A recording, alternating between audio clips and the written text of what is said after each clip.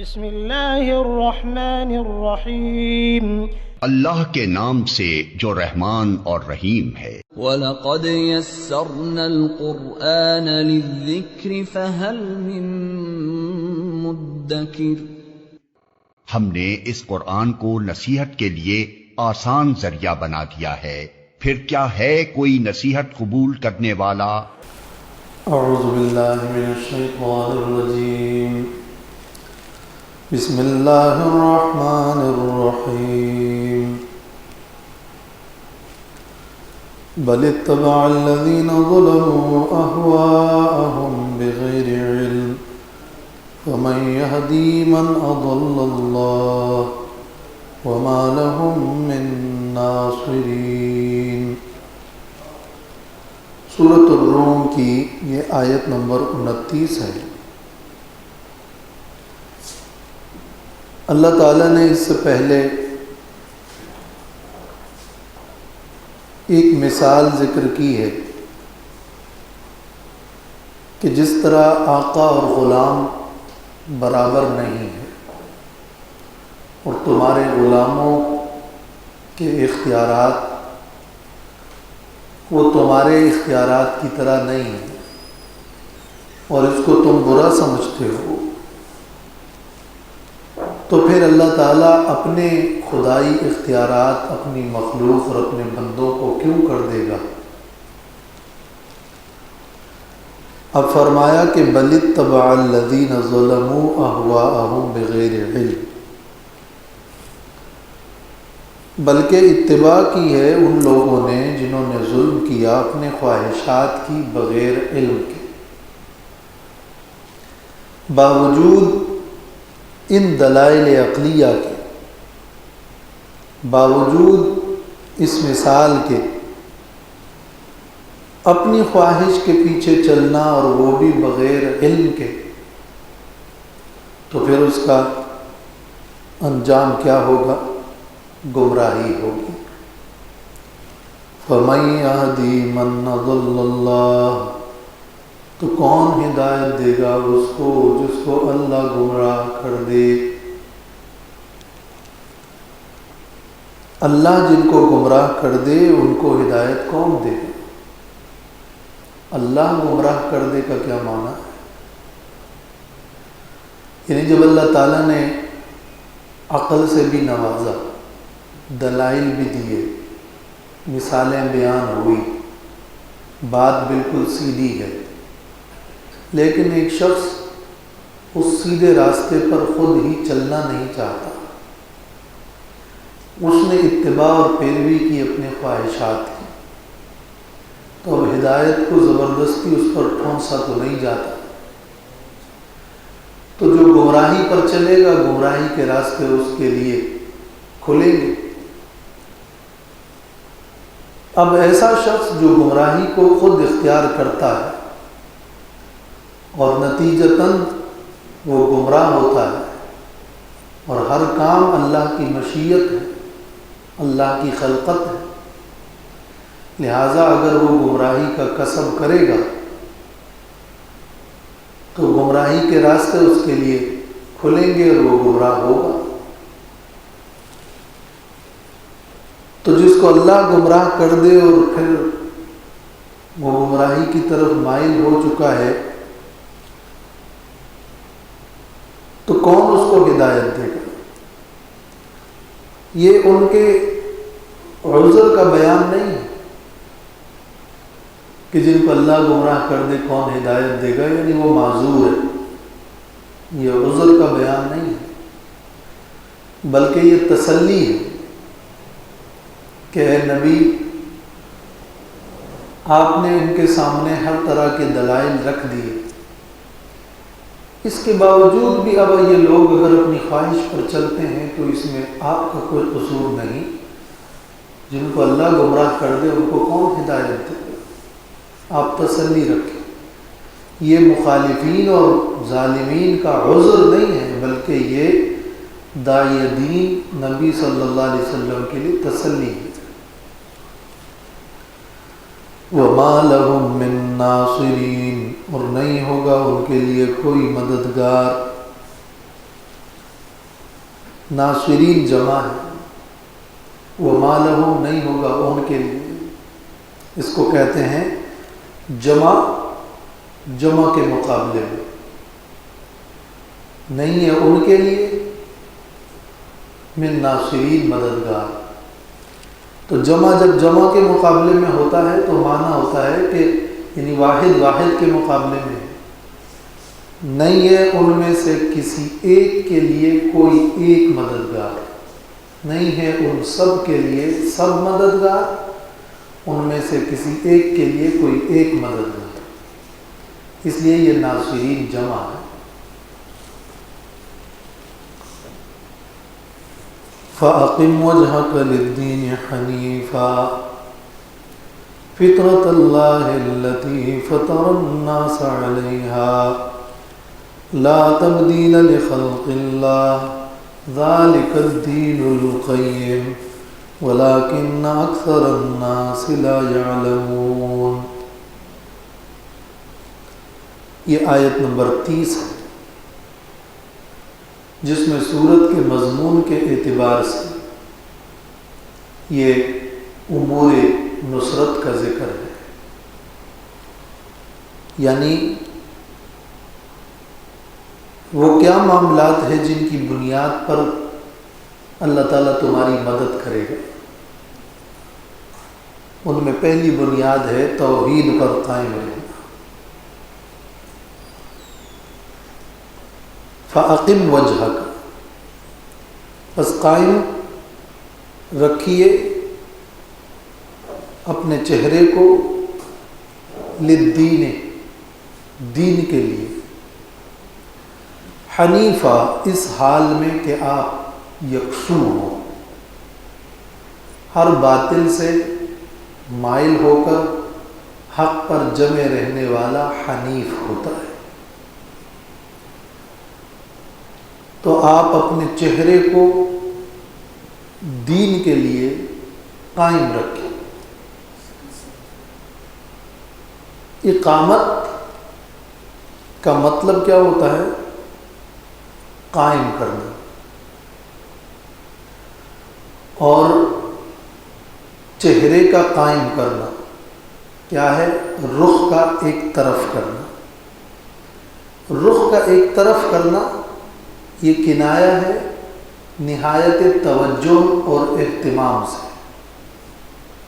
دین کے لیے اپنا چہرہ قائم کیجیے، یعنی اپنی ساری توجہ دین پر رکھیں اور دین کا اہتمام کریں، حنیفاً، یکسو ہو کر، کہ ہر طرح کے بگاڑ اور لوگوں کے باطل خواہشات اور شبہات سے ہٹ کر آپ اپنا کام جاری رکھیے۔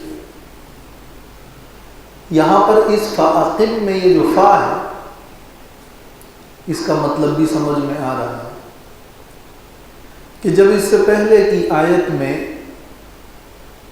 آپ صلی اللہ علیہ وسلم کو تسلی دی اور بطور تسلی کے فرمایا کہ یہ ہے دلائل، یہ ہے مثال، اب یہ لوگ خواہشات کے پیروکار ہیں، ظالم، بغیر کسی علم اور دلیل کے، تو تسلی کے طور پر ایک تو یہ فرمایا کہ ایسے گمراہوں کو پھر کیسے ہدایت ملے گی، اور دوم یہ فرمایا کہ بس آپ اپنا رخ توحید کے راستے، دعوت دین پر یکسو ہو کر لگائیں۔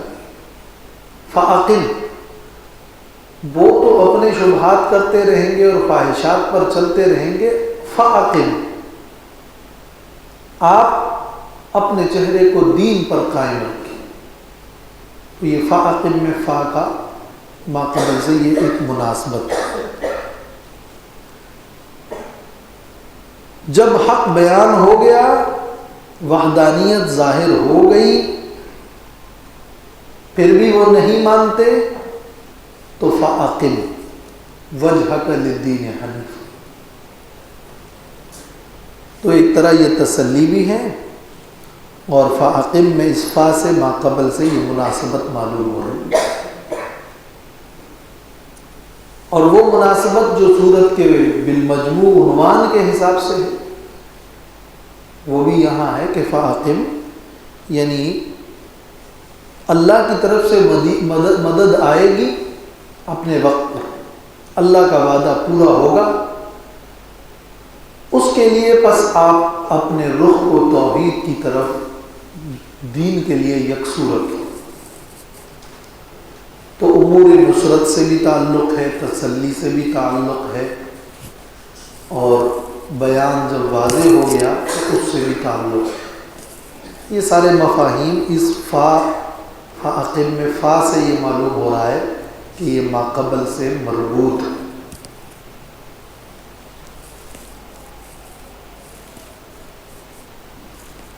اب اپنے چہرے کو دین کی طرف قائم رکھیں، یہ ایک حکم ہے۔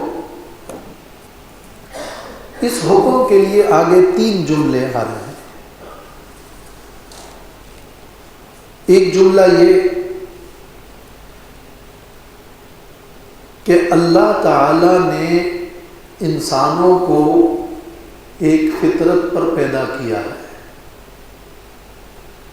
اور وہ فطرت توحید ہے۔ آپ اپنے چہرے کو، اپنے رخ کو، اپنی توجہ اور اہتمام کو توحید پر مرکوز رکھیے، اس لیے کہ یہ توحید ایک فطری دین ہے، یہ ایک فطرت ہے جس پر اللہ نے لوگوں کو پیدا کیا۔ یہ پہلا جملہ ہے، فطرت اللہ التی فطر الناس علیہا۔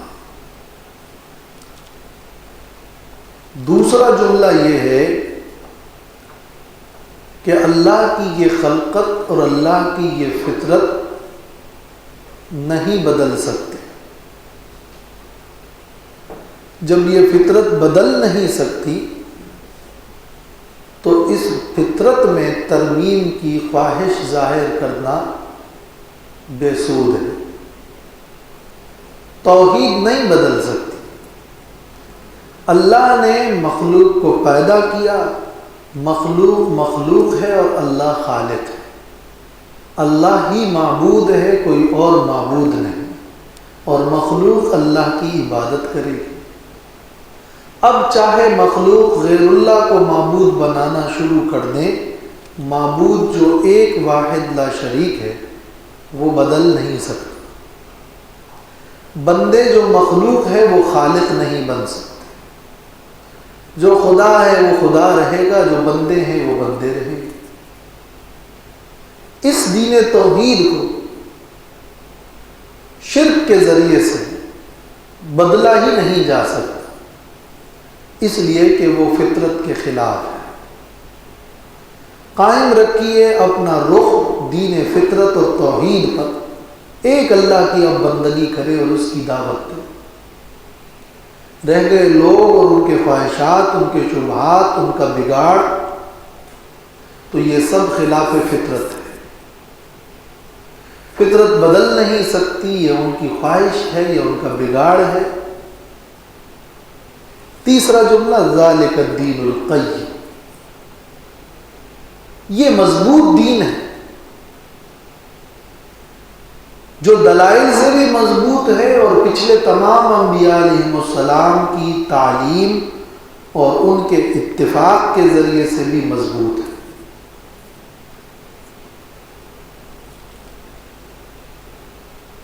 تو وَلَٰكِنَّ أَكْثَرَ النَّاسِ لَا يَعْلَمُونَ، لیکن اکثر لوگ نہیں جانتے، تو وہ اس دین فطرت کے اندر بگاڑ پیدا کرتے ہیں۔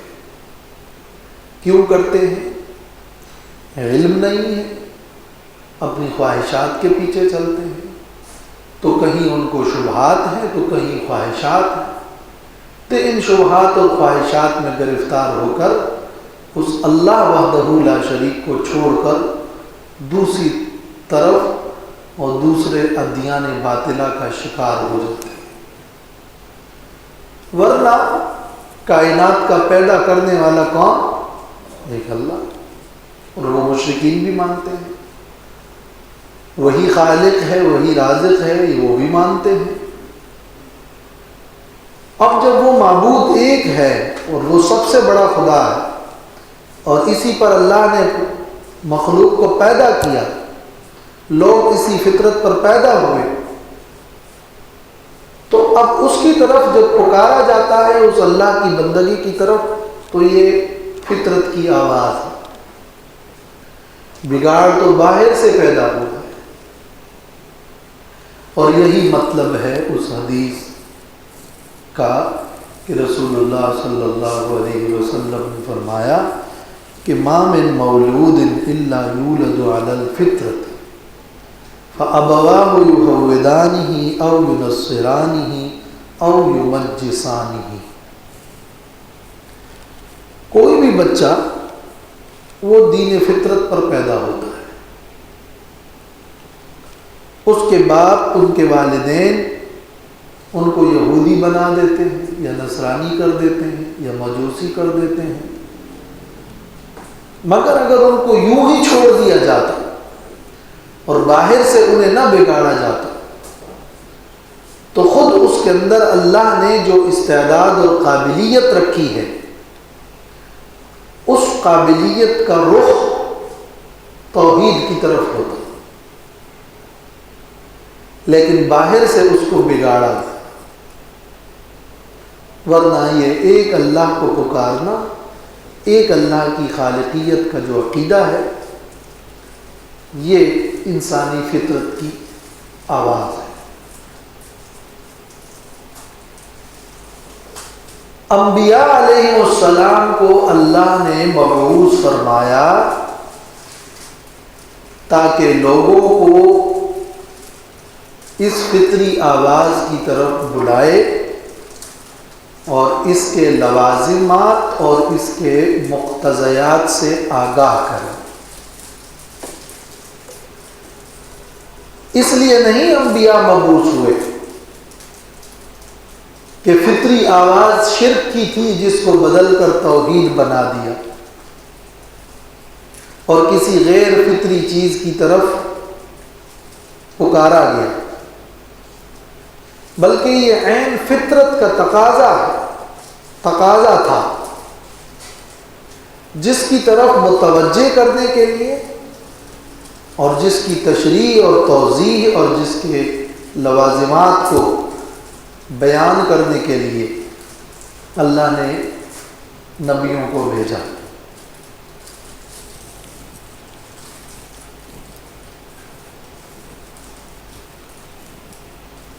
فَأَقِمْ وَجْهَكَ لِلدِّينِ حَنِيفًا،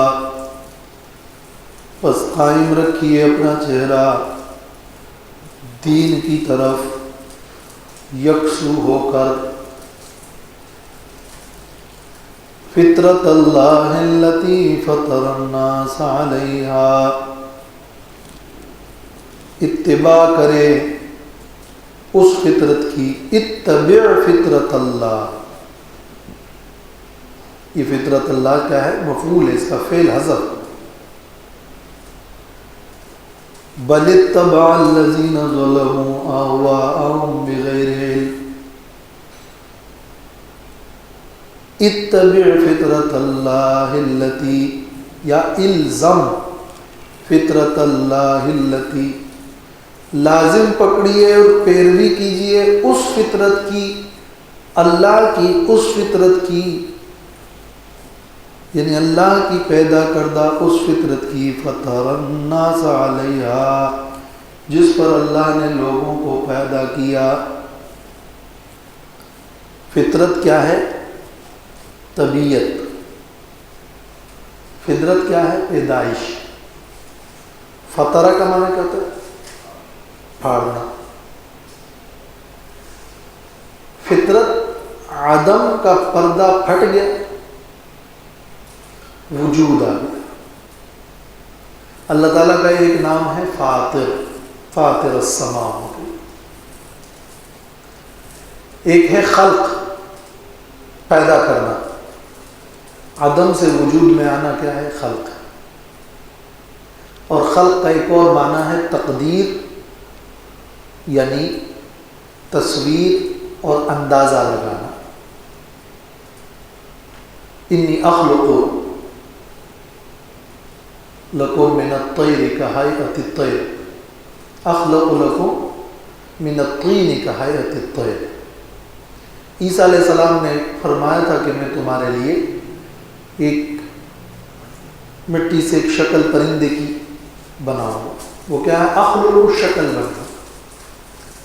शक्ल बनाने वाले और सूरत का अंदाज़ा करने वाले तो कोई और भी हो सकता है, अगर आदम से वजूद में लाने वाला खालिक सिर्फ अल्लाह है।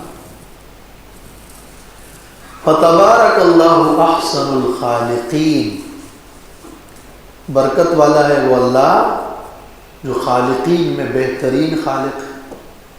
खालिक तो कोई और है ही नहीं, खालिक तो सिर्फ अल्लाह है।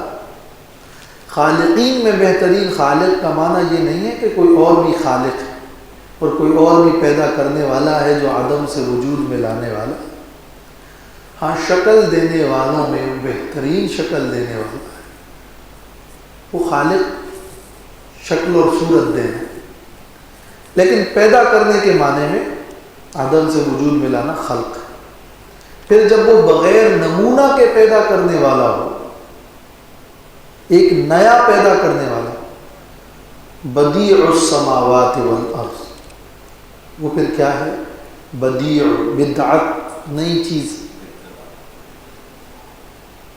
फिर वो अदम के पर्दे को चाक करके पैदा करने वाला फातिरस समावाति वल अर्ज़। फिर एक लफ्ज है बारी, अल बारी, बारी बराआ, बरा माना क्या? पाक। वो पैदा करने वाला जो पाक पैदा करने वाला, उसमें बराअत का जो लफ्ज है वो मफ़हूम। तूबू इला बारिकुम, तौबा करो और रुजू हो जाओ अपने खालिक की तरफ। वहां बनी इसराइल से कहा कि तुम इस बछड़े की इबादत करते हो, अपने खालिक की तरफ पलटो जिसने तुम्हें पाक पैदा किया है। बछड़े की शक्ल को देखो, तुम्हें देखो। तुमने उस बारी और पाक पैदा करने वाले को छोड़कर बछड़े की इबादत शुरू कर दी। वहां लफ्ज़ बारी भी इसी मुनासबत से।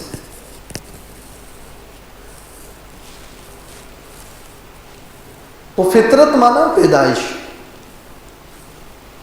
एक लफ्ज पैदा करने के लिए और भी अल्फाज इस्तेमाल होते हैं, अनशा है, ज़रा है, अपने अपने मकाम पर। तो फितरत क्या है? खलकत है, पैदा करना है। और वो खलकत और वो पैदाइश एक तबई तकाजा है, तो उसको तबीयत भी कहते हैं, तबीयत। अल्लाह ताला की पैदाइश और खलकत और तबीयत और अल्लाह की दी हुई काबिलियत की पैरवी करो। और अल्लाह ने जो दी हुई काबिलियत दी है वो तौहीद की दी है। अक्ल सलीम उसका मुतकाजी है, इस्तेदाद और सलाहियत और काबिलियत उसकी है। तो उसकी तरफ पैरवी करो और उसको अपने लिए लाजिम पकड़ लो।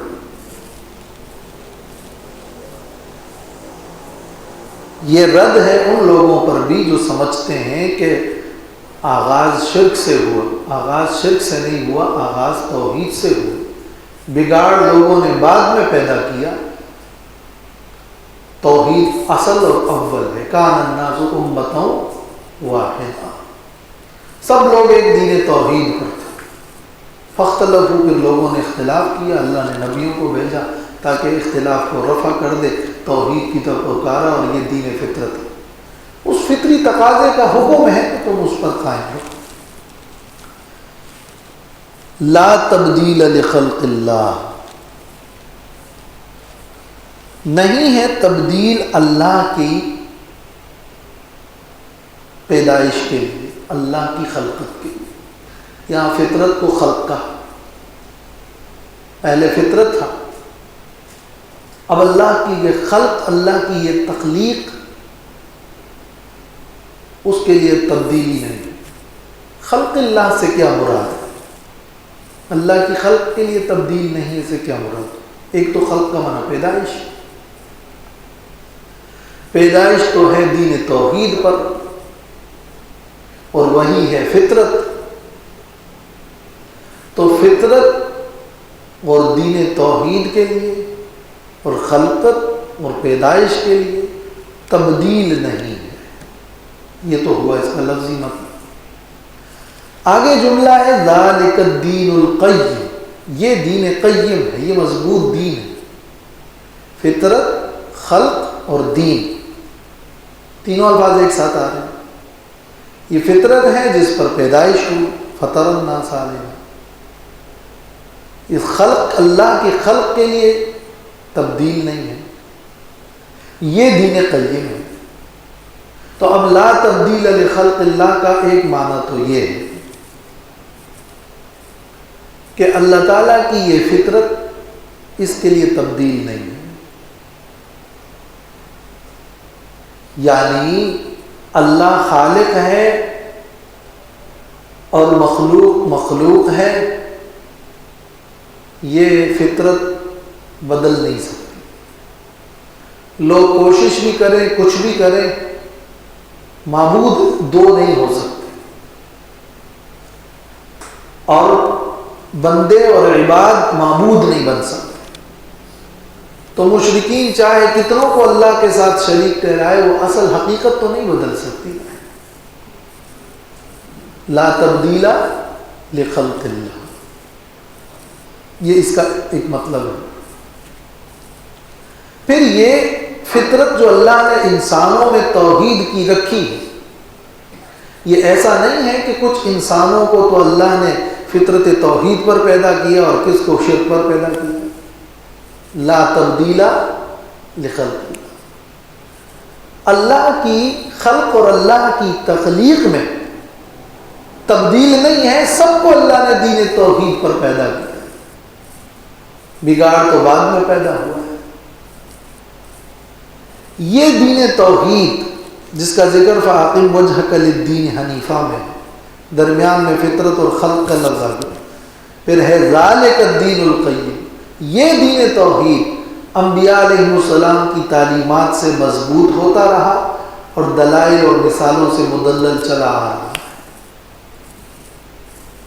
ذکر ہو رہا ہے آیت میں توحید کا، اور ذکر یہ ہو رہا ہے کہ یہ توحید کا عقیدہ فطری ہے، اور ذکر یہ ہو رہا ہے کہ یہ فطرت بدل نہیں سکتی اگرچہ لوگ بدل دیں.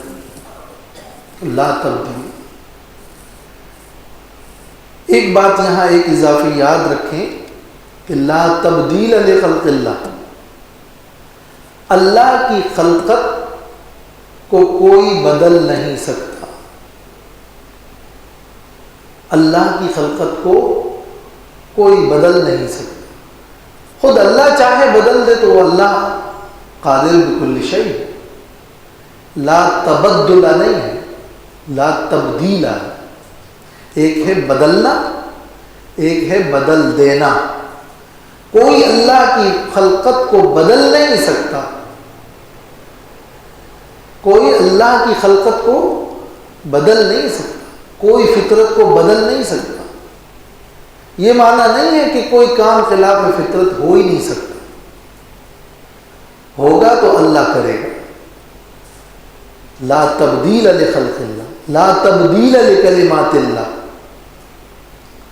تبدیل اور تبدل کا یہ فرق جب نہیں ذہن میں ہوگا تو کہتے ہیں فطرت تو پانی کی یہ ہے کہ وہ بہتا ہے، فطرت تو ڈنڈے اور عصا کی یہ ہے کہ وہ جم کے رہتا ہے. اس سے سانپ بن جانا اور دریا میں راستے بن جانا تو فطرت کے خلاف ہو. اور لا تبدیل لخلق اللہ، فطرت کے خلاف تو ہو نہیں سکتا. تو معجزات کا انکار کر دیا. وجہ یہ ہے کہ وہ تبدیل اور تبدل کے اندر فرق نہیں کرتے. لا تبدیل لخلق اللہ، کوئی اللہ کی خلقت کو نہیں بدل سکتا. یہ تو خیر ایک اضافی بات ہے جو انکار معجزات والوں کے لیے جواب ہے.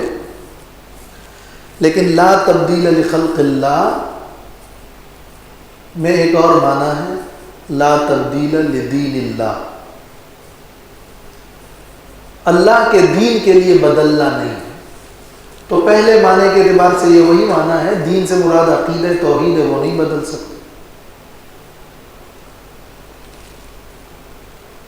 لیکن لا تبدیلا کا ایک دوسرا معنی ہے، اس کو کہتے ہیں یہ نفی بمعنی نہیں کے، تبدیل نہیں ہے یعنی تبدیل جائز نہیں ہے، تبدیل مت کرو۔ لا تبدیلا یعنی لا تبدلو، لا تبدیلا یعنی لا یجوز التبدیل، تبدیل جائز نہیں ہے لخلق اللہ، اللہ کے دین میں، اللہ کے دین میں تبدیل جائز نہیں ہے۔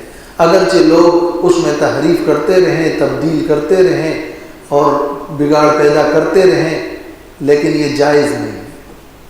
ایک تو یہ کہ یہ تبدیل ہو ہی نہیں سکتا نا، ہو ہی نہیں سکتا، اس لیے کہ لوگ کرتے بھی رہیں تو حقیقت تو نہیں بدل سکتی۔ لیکن ایک یہ ہے کہ یہ جائز نہیں ہے، لا تبدیل ہے یعنی لا یجوز التبدیل۔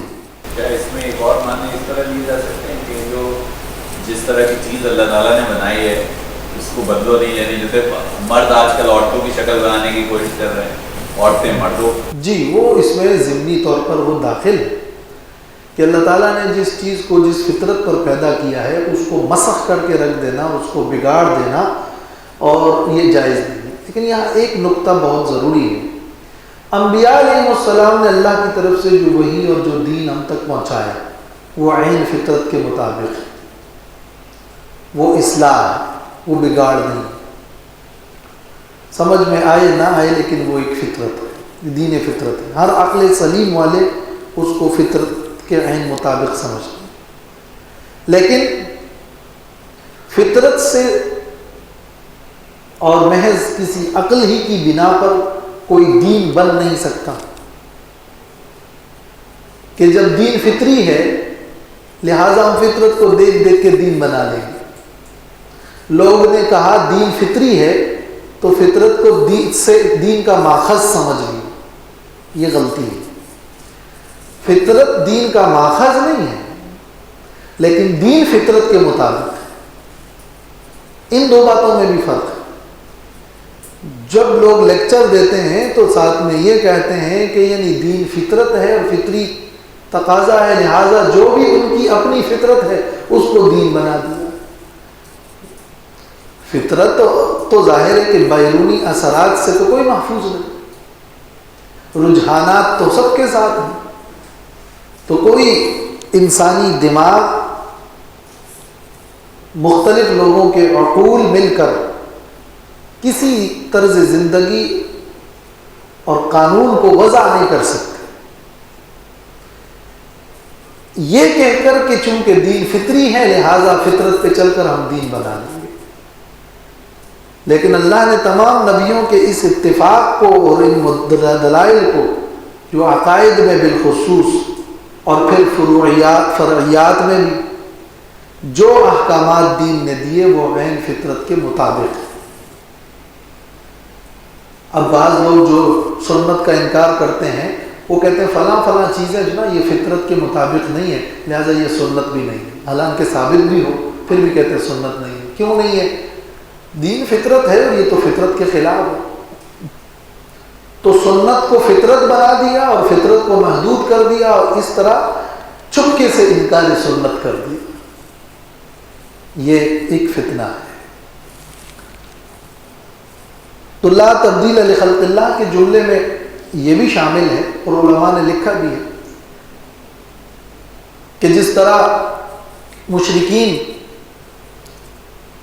جانوروں کے کان کاٹ دیتے تھے غیر اللہ کی نظر بنا کر، تو کان کاٹنا ایک فطرت کے خلاف ہے، تو جن جن امور میں شریعت نے ممانعت کی ہے وہ فطرت کے خلاف ہے۔ فطرت کے خلاف کرنا خود بخود ہی سمجھ میں آ سکتا ہے۔ اب آنکھوں کو اللہ نے سامنے بنایا تو گدی پہ تو نہیں ہو سکتی، جو فطرت ہے وہ فطرت ہے، اس فطرت کو بگاڑنا منع ہے۔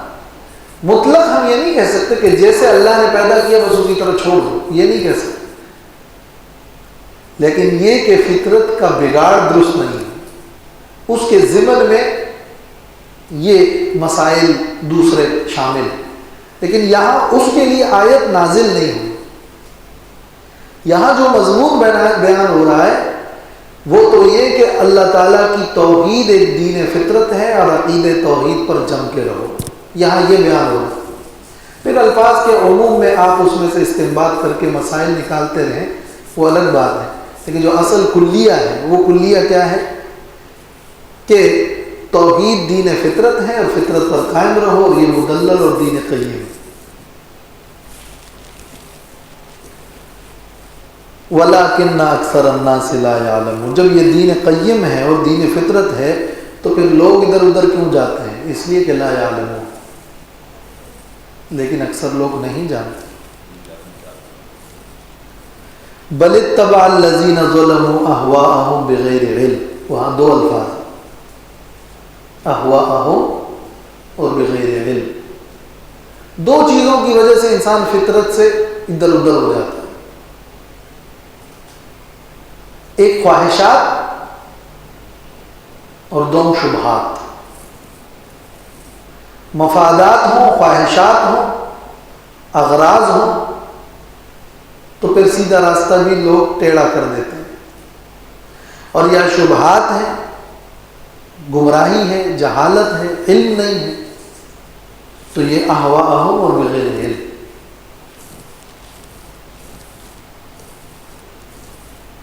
منیبین الیہ، رجوع کرنے والے اللہ کی طرف۔ اس لفظ کا تعلق کہاں سے ہے؟ فَأَقِمْ سے ہو تو وہ واحد ہے، فَأَقِمْ وَجْهَكَ، اپنے چہرے کو قائم رکھیے دین کی طرف، منیبین، اللہ کی طرف رجوع کرتے ہوئے، تو چونکہ وہ اقم واحد ہے اور منیبین جمع ہے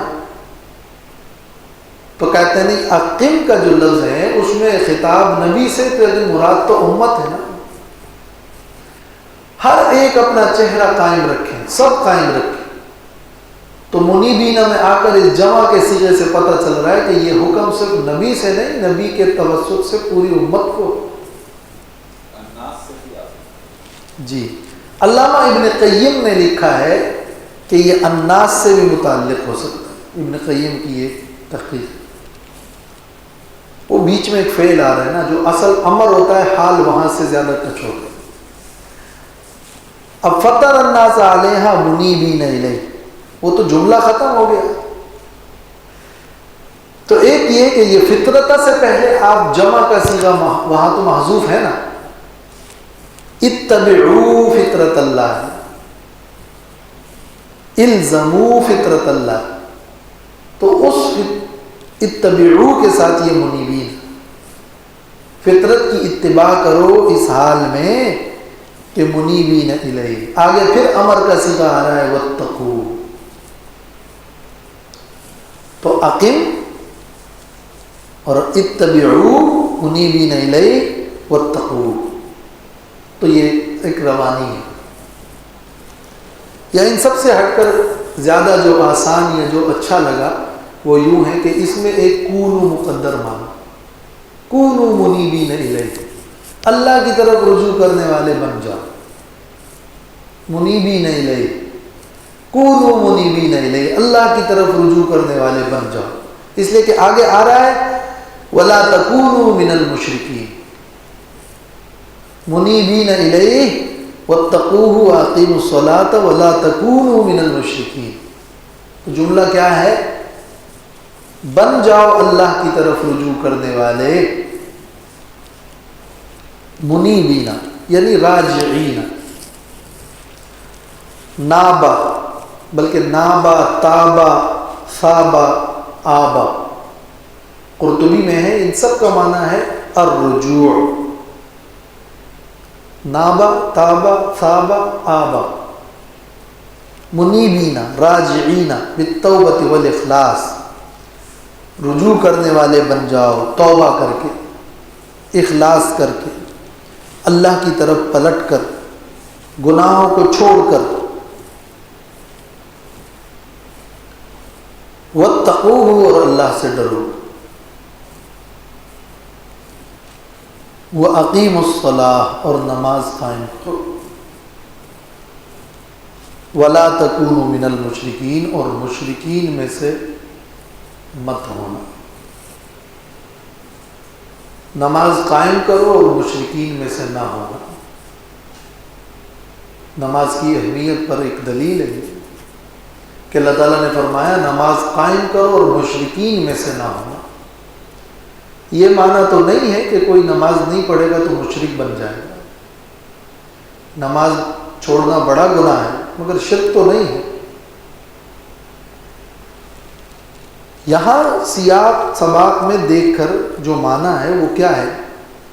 دین توحید پر قائم رہی، اس قائم رہنے کے لیے ذہن پوری طرح توحید پر مرکوز کرے اور اپنی اس توحید کی عقیدے کا اظہار کرنے کے لیے اور اپنی تربیت کے لیے وقتاً فوقتاً نماز قائم کرتے رہے۔ یہ اظہار توحید ہے، یہ اس فطری آواز کی توحید ہے کہ اللہ کے سامنے آپ جھکتے رہیں۔ یہ اس کا ایک عملی مظاہر ہے، یہ ایک عملی اظہار ہے۔ تو مشرکین کی طرح نہ ہو جو کسی قسم کی توحید کا اظہار نہیں کرتے بلکہ شرک کرتے ہیں۔ تم اپنے اس توحید اعتقادی کا عمل میں لا کر اظہار کرتے رہو۔ فَأَقِيمُوا الصَّلَاةَ وَلَا تَكُونُوا مِنَ الْمُشْرِكِينَ۔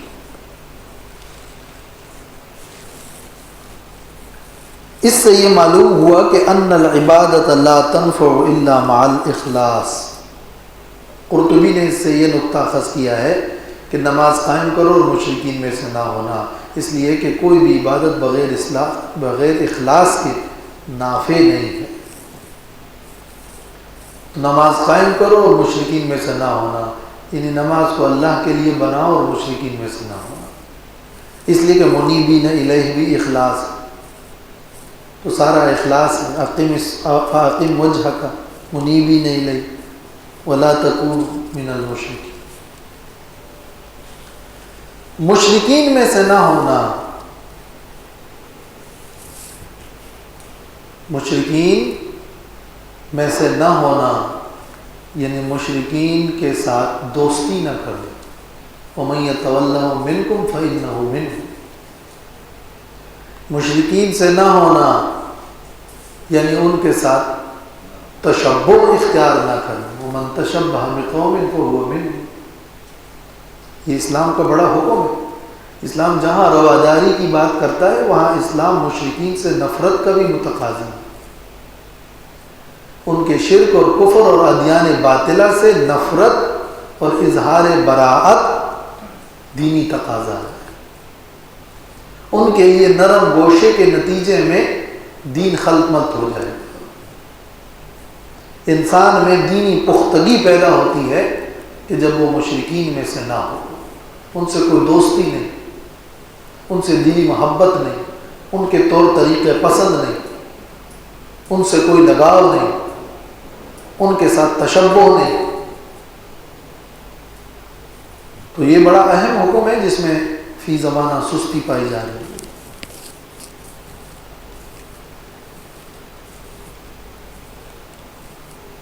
من الذین فرقوا دینهم وکانوا شیعا کل حزب بما لدیہم فرحون۔ ان لوگوں میں سے جنہوں نے اپنے دین کو جدا جدا کر دیا، وَكَانُوا شِيَعًا اور ہو گئے وہ مختلف گروہ، كُلُّ حِزْبٍ بِمَا لَدَيْهِمْ فَرِحُونَ ہر گروہ اس پر جو ان کے پاس ہے، فرحون خوش ہیں۔ یہ من الذین فرقوا مت ہونا مشرکین میں سے، من المشرکین من الذین یعنی ان لوگوں میں سے۔ یہ من الذین جو ہے یہ مشرکین سے بدل ہے، بدل من المشرکین بإعادۃ الجار، تفسیر بیضاوی، مدارک وغیرہ، مشرکین کا ذکر ہو رہا ہے۔ ما قبل سے آپ اس کو مربوط کریں. مشرکین میں سے نہ ہونا. کون مشرکین؟ وہ جنہوں نے اپنے دین کو جدا جدا کر دیا اور وہ طرح طرح کے گروہ میں بٹ گئے، اور ہر گروہ ان کے پاس جو کچھ ہے اس پر خوش ہیں. تو اس سے خود بخود آپ یہ سمجھیں آیت میں کیا بیان ہو رہا ہے. فرقوا دینہم، اس سے پہلے ذالک الدین القیم، اس سے پہلے فاقم وجہک للدین حنیفا. دین کا ذکر ہو رہا ہے، توحید کا ذکر ہو رہا ہے، دین فطرت کا ذکر ہو رہا ہے. مشرکین میں سے نہ ہونا جنہوں نے اپنے اس دین فطرت کو جدا کر دیا. دین فطرت تو ایک ہی راستہ تھا، جیسے دو نقطوں کے اندر ایک سیدھی لکیر ہوتی، مگر انہوں نے کیا کیا، اس سیدھی لکیر توحید پر چلنے کی بجائے ادھر ادھر ہو گئے. تو یہ کیا ہے؟ فرقوا دینہم، دین توحید سے الگ ہو گئے. توحید سے الگ ہونا کیا ہے؟ فرقہ ہے. من الذین فرقوا دینہم. اور چونکہ وہ توحید سے الگ ہوں گے تو راستے بہت ہوں گے. وہ کانوا شیعا، وہ مختلف گروہوں میں بٹ گئے. اب باوجود اس کے کہ اتنا بڑا بگاڑ پیدا ہوا کہ وہ ایک دین فطرت سے منحرف ہو گئے، مگر ان کے پاس جو ان کا بگڑا ہوا دین اور راستہ تھا اپنی خواہش کا بنایا ہوا، وہ اس پر خوش ہے کہ ہمیں اس کا ثواب ملے گا یا میرا یہ دین صحیح ملے گا. یا تو کوئی یہودی بنا، کوئی نصارہ بنا، کوئی مجوسی بنا، کوئی ہندو بنا، یہ سارے وہ من الذین فرقوا دینہم یہ ہے جو آیت کا مطلب ہے. شروع سے آپ پڑھیں گے تو من الذین فرقوا دینہم، تفسیر ابن کثیر میں کیا ہے؟ اے بدلوہ وغیروہ وآمنوا ببعض وکفروا ببعض، یعنی جنہوں نے اس دین کو بدل دیا اور کچھ پر ایمان لائے اور کچھ پر نہیں لائے. کوئی ایک نبی کو مانا تو دوسرے کو نہیں مانا، کسی نے تیسرے کو نہیں مانا، شرک شروع کر دیا، کس نے 3 خدا بنائے، کسی نے عزیر ابن اللہ کہا. یہ فرقوا دینہم یہ لوگ. تفاسیر میں ان کی مثالیں کیا ہیں؟ مشرکین، یہود، نصارہ، مجوس. ممانعت بیان ہو رہی ہے دین توحید، دین فطرت سے انحراف کی. یہ فرقواریت ہے. اور وہ بھی اس ضمن میں داخل ہے جو اجماعی اور اتفاقی مسئلہ دین سے منحرف ہو رہے ہیں. فروعی اختلاف تو یہاں مراد ہی نہیں ہے. وہ تفریق دین اسلام، دین فطرت ہے، وہ ایک ہے. اللہ کو ماننا، رسول کو ماننا، قرآن کو ماننا، اور اس کے جو تمام اجماعی اور اتفاقی مسائل ہیں وہ سب ایک ہیں. اختلاف اگر ہے تو فرعی مسائل میں ہے، چند علمی مسائل میں ہے، چند تعبیر کے مسائل میں ہے. ورنہ دین اسلام، دین توحید اپنے اعتقاد کے اعتبار سے وہ شروع سے تمام انبیاء کا ایک دین توحید رہا ہے اور یہ نبیوں کا سلسلہ رہا ہے. اس میں تفرق نہیں ہے. تفریق دین تو اصل میں مشرکین نے کیا جو توحید کو چھوڑ بیٹھے ہیں. پھر قواریت والے لوگ یہ ہیں. ہاں وہ الگ بات ہے کہ کوئی زبردستی تعصب کرتا ہے اور فرقہ بننے کی کوشش کرتا ہے. عقائد میں انحراف اور اجماع سے منحرف ہونا. پہلے ہم نے فرقہ واریت پر جو بیان دیا تھا یہ اسی کی وضاحت ہے. وَكَانُوا شِيَعًا، اور ہو گئے وہ مختلف فرقے، فرقہ، مختلف دین ہو گئے. كُلُّ حِزْبٍ بِمَا لَدَيْهِمْ فَرِحُونَ، ہر جماعت اس پر، یہ دیکھیں یہ بِمَا لَدَيْهِمْ کا لفظ جو ہے نا اس پر کوئی زور نہیں دیتا. كُلُّ حِزْبٍ، ہر جماعت کس پر خوش ہے؟ بِمَا لَدَيْهِمْ. لدیہم کیا ہے؟ بل اتبع الذین ظلموا اہواءہم، اپنی خواہش سے جو انہوں نے ایک دین اور طریقہ اور وضع کیا ہے اس پر خوش ہیں۔ بری بات یہ ہے کہ آپ نے اپنے لیے زندگی کا قانون بنایا اور اس پر آپ خوش ہیں۔ یہ نہیں بری بات کہ اللہ نے ایک قانون بنایا اور آپ اس پر خوش ہیں، یہ بما لدیہم پر خوش ہیں، بما عند اللہ پر خوش نہیں ہے۔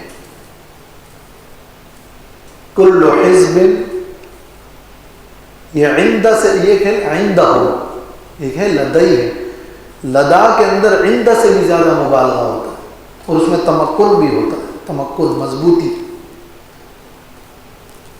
ان کے پاس ان کی خواہش سے نکلی ہوئی جو چیزیں ہیں اس پر وہ خوش ہیں، فرحون۔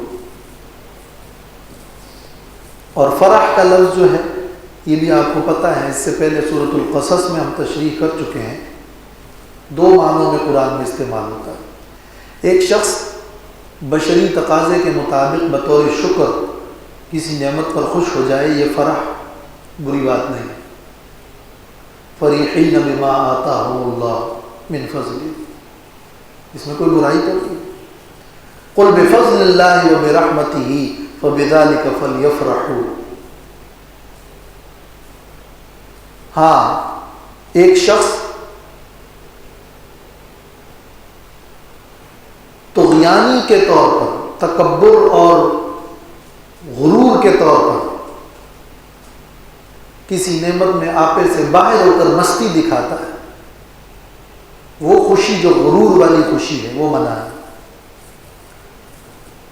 یہاں خوشی غرور والے دین پر، اگر اچھے دین پر ہے، اہل حق کا دین پر خوش ہونا بطور شکر کے، تو اس میں کوئی برائی ہے نہیں۔ اور اہل باطل کا اپنی خواہشات پر خوش ہو کر متکبر بننا وہ ممانعت ہے۔ یہاں فریقون جو ہے وہ فرقو کانو شیعان سب کے ساتھ مل کر غلط دین پر خوشی کا ذکر ہو رہا ہے کہ اس کو کار ثواب سمجھتے ہیں۔ وآخر دعوانا